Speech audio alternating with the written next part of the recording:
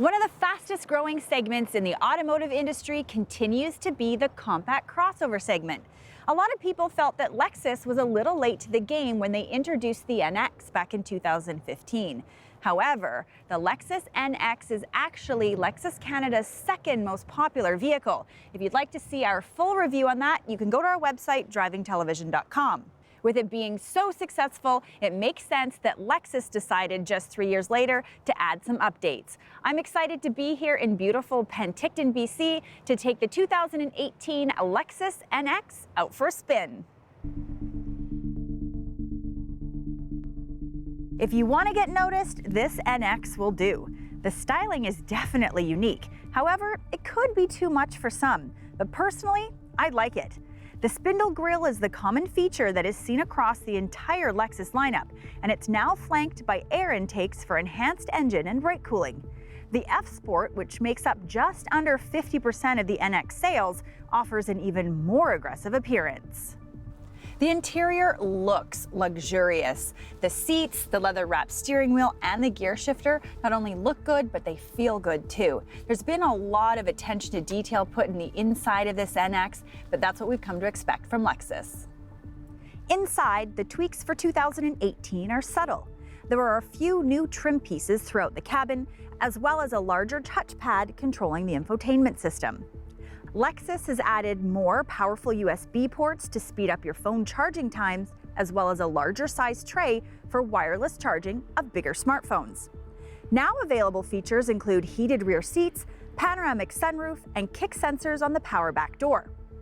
Lexus Inform system is new for 2018. It gives you Yelp, Slacker Radio, NPR One, sports apps, and more.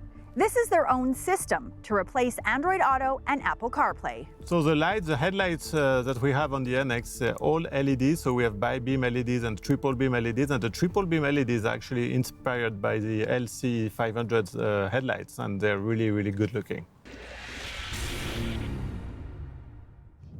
It's the same engine as the previous model. It's a 2-liter 4-cylinder direct injection turbocharged engine with 235 horses matched to a 6-speed automatic. Now it still is not quite as much horsepower as some of the competition out there, but it's more than enough to move this small SUV and move it quickly.